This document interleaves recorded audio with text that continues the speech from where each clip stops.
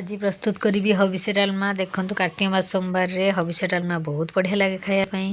मोर ये पानी गरम हो गला। मुग डाली धोईक रखी पकईदेली। पानी गरम हेले ही मुग डाली देवे। तापर किसी लुण से देदेली। देखु तापर मु छेचा अदा किसी रखी देदेली। परिबा ये काटी रखी माटी आलू सारू कंचा कदली और कंदमूल पकईदेली। छोट छोट काटी रखी एति पड़े हबिष डालमार।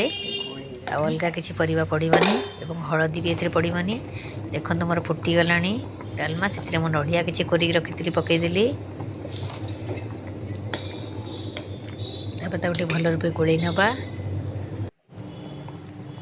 तापर कंचा ओ छेचिक रखी पकईदेली। ओटा लास्ट पकईबे कहीं परिबा ना भल कि सीझीबनी।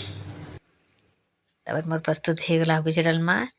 आम टे भजा जीरा लंका गुंड करदे। मुझे जीरा लंका भाजी नहीं मोर घी भी गरम हो गला। से दीटा सुखिला लंका देदेली और किसी जीरा देदेबा। जीरा रे बघारे बहुत बढ़िया टेस्ट आसो। आपण मैंने भी घी और जीरा दे बघारतु। आम हबिष डालमा केमती लगिला मत कमेंट रे निश्चय जनइबे।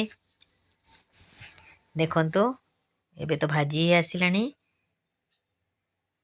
तापर एबे आम डालमा को से ढाली दबा।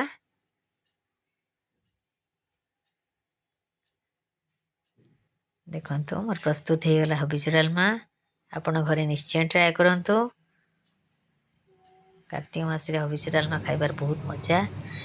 भजा जीरा लंका गुंड देदेली। देखंतु प्रस्तुत हो गला हबिष डालमा। रहुची। जय जगन्नाथ।